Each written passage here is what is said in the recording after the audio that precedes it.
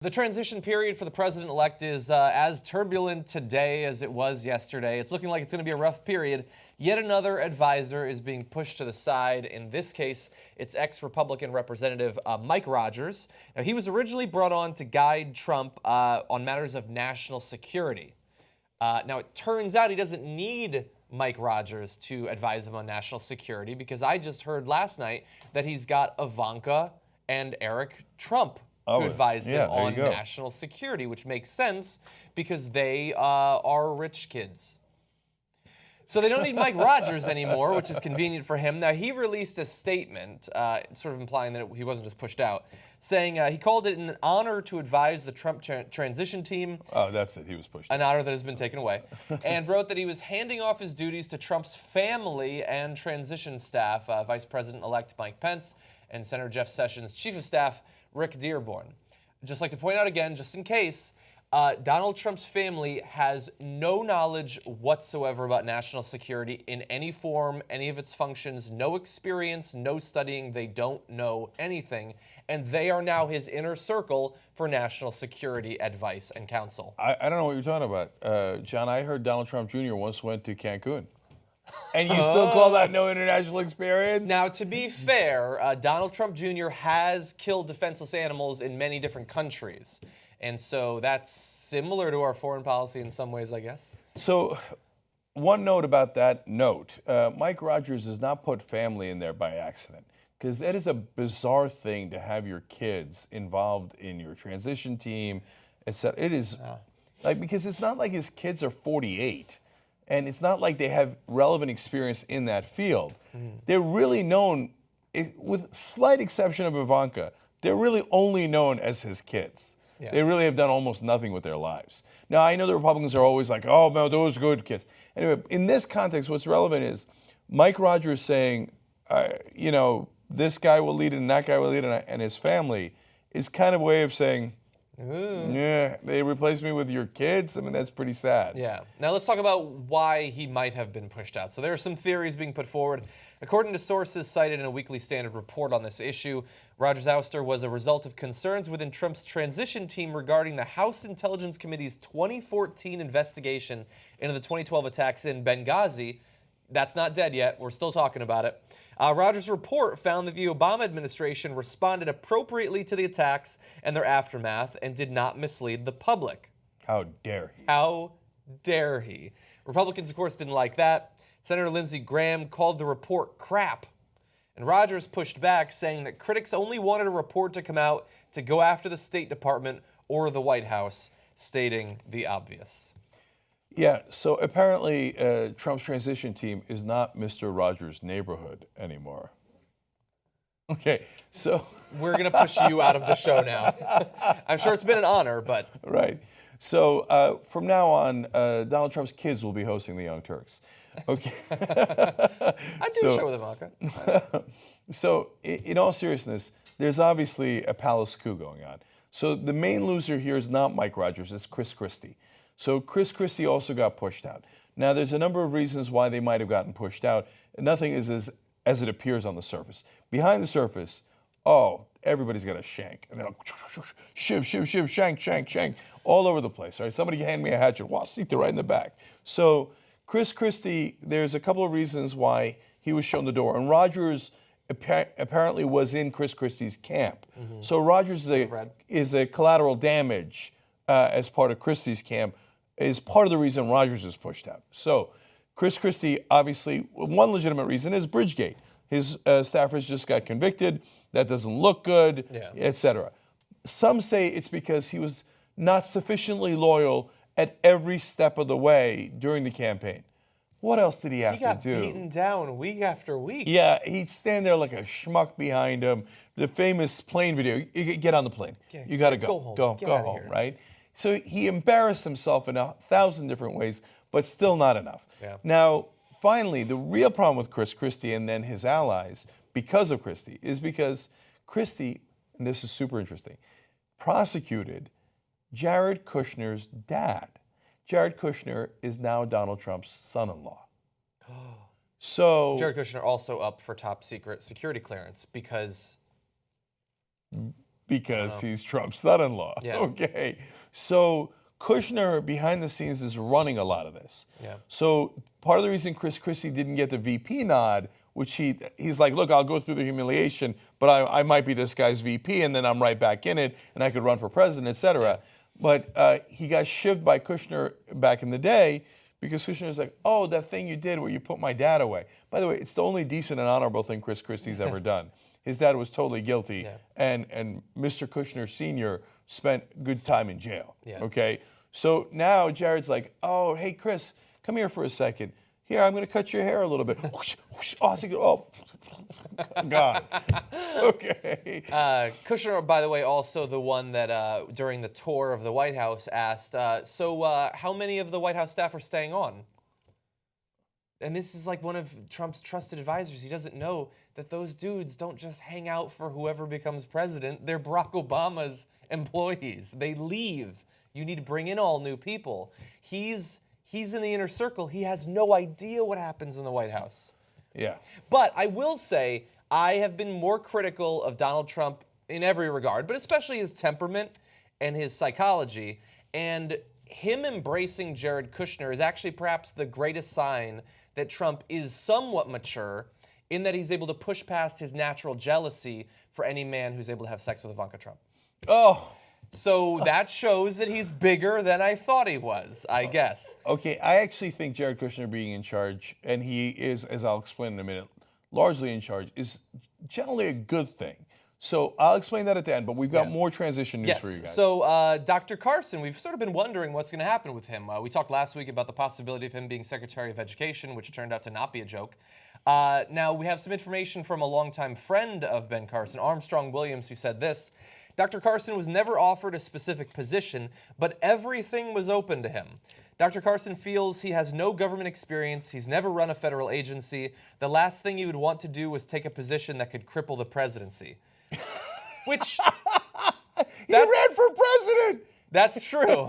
He ran for president. That's true. He just realized, oh yeah, I would cripple the presidency if I was even in the White House. No, but I think anywhere in the White House. I think it shows some self-awareness because he's like, well, I'll get people who know what's going on.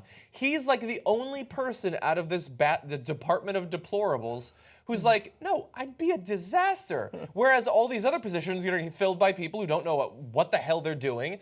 Like Steve Bannon, he has no idea how to run the White House. Reince Priebus is the insider. Reince Priebus doesn't know shit about actual administration or governing. He's just a political operative. That's all he is. He's never run anything. No. You're taking this too seriously, that statement. That statement is not true at all.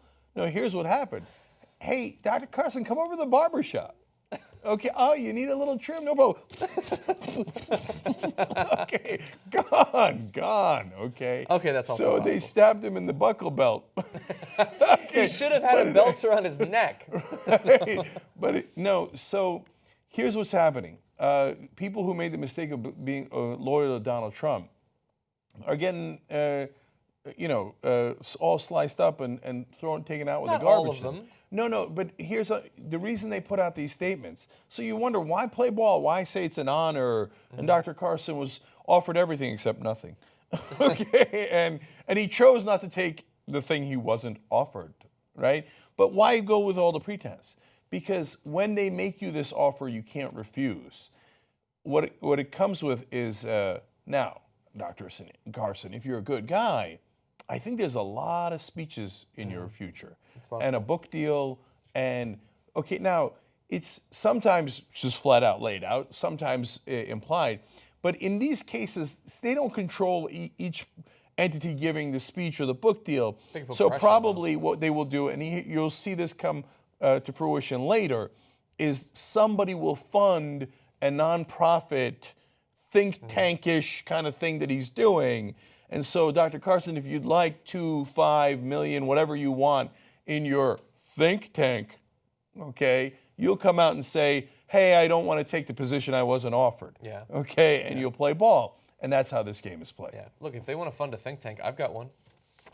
Channel on YouTube. Anyway, now we also have some updates on Corey Lewandowski. So according to a Politico report, a dozen Trump allies and other influential Republicans have warned the Trump group that Lewandowski has a tendency to generate infighting and is overly aggressive. Lewandowski apparently also didn't make any friends with the Trump family, which is actually far more damaging to him than all the rest of that stuff. That's right. But some influential Republicans don't want him on the inside because of the fighting, and we saw it during the general election with Manafort and all that. Now Lewandowski is still being considered for a post. The office could be anything from a deputy under incoming chief of staff Reince Priebus, which I'm sure Priebus would end up loving, or a new chair for the Republican National Committee. Boy, you couldn't get anything more stark than Keith Ellison versus Corey Lewandowski. Yeah. Boy, then America would have a choice. If those are the people leading the RNC and DNC. Okay, so what's going on with Corey? Corey, come over to the barbershop. No, seriously, that was a better guy. That one's more complicated because he's got allies and he's got enemies within the Trump camp. So my guess is he will get some sort of job. He was super loyal to Trump. Trump cares about loyalty more than anything else. And so, yeah, he'll throw the Chris Christies and Ben Carsons who are Johnny-come-latelys, and he thinks, you didn't get me enough votes, and Jared doesn't like you, you're gone. Okay, get out, there's the plane. But Corey was with him a long time, so he's more loyal to guys like that. I think that he'll get some sort of position. But now let me lay out for you guys. Let's go to graphic 1, the 4 different houses within the Trump team, okay? And so you've got the branch that are the barbarians, the Steve Bannons, the alt-right, hey, I'm going to get votes by appealing to white resentment, etc.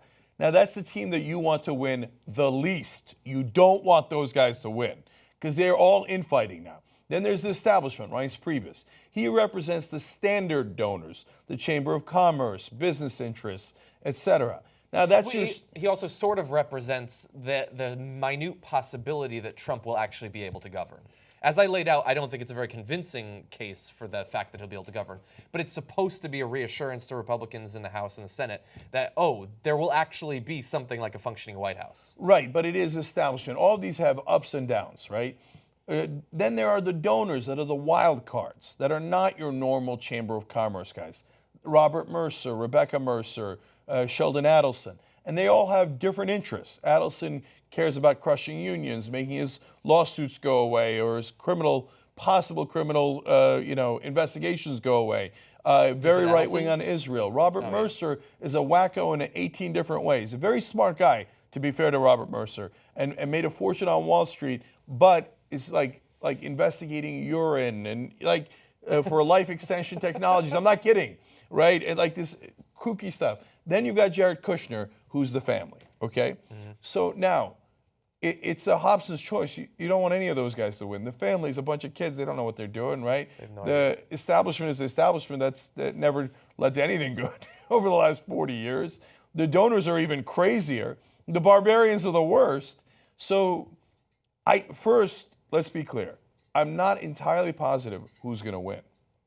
It is a real interesting, Byzantine intrigue behind the scenes here. And right now, they've all got representatives. They've all got some wins on the board, right?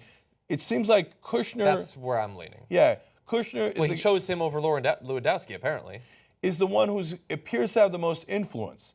Now, he's pushing Trump towards the establishment. Now, for us progressives, that's good in 2 different ways. One, the establishment is the least scary of all those guys. Yeah. And that's a battle we fought before. And by the way, secondly, a battle we can win. So if Trump makes a mistake of going in the direction of the establishment when he ran a populist campaign, he's going to get killed next time around. Assuming the media actually makes clear what's going on with Trump. Yeah, so don't worry about it. Media's old news anyway. Okay, so, no, it'll be super clear. Hey, the media was pretty much all on Hillary Clinton's side. It didn't help her. So I think the American people are more clued in than people realize. Okay, now, here's when you know you've got to hit the panic button. If Jared Kushner loses and the barbarians multiply. If the barbarians win, then we're going in a scapegoating, more bigoted, xenophobic, et cetera direction. Oh boy. Then that's real bad news. Let me lay out a possibility though. So we know that Paul Ryan doesn't want a bunch of Steve Bannons running around in there. He could obviously get much more done with someone like Reince Priebus. So if the barbarians did win in the White House and you had a whole bunch of people who know nothing about actually governing, who are just talking about false flags and how the Jews are behind everything. That's obviously scary, and that will have repercussions. We've seen the rise in hate crimes. Obviously, that has very real repercussions. But that also seems like the least likely path to actually get legislation passed that backs up who has won in the White House. It'll be scary. It'll scare a lot of Americans leading into the next election. And Paul Ryan is, I hope, not going to pursue some of the most extreme xenophobic policies. Whereas the scary tax policies, the scary anti-EPA policies, those are things that Paul Ryan could sign on for day one. Yeah. So, look, if the barbarians win, then there are no rules anymore. So, yeah, they might not be able to get legislation passed, but they might just do everything through executive orders. That's possible, yeah. And not like the way Obama did. They might just make it up like, oh, well, that needs to be legislation. No, it doesn't. Now it's an executive order, right?